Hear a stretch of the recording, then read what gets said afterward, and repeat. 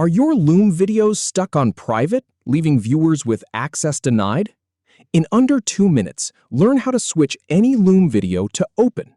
First, we'll open Library and select your video. Then we'll head to Share, adjust General Access, and pick Open from the dropdown.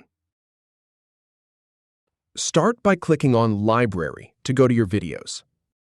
Then click on the video you want to work with.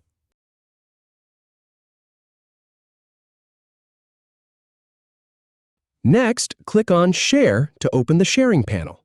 Look for the General Access section there. Click the drop-down to see your options. Select Open, and just like that, you're all set. If you have any feedback or if any info is inaccurate, please leave a comment below. We'll do our best to answer or redo the video if needed. Thanks for watching.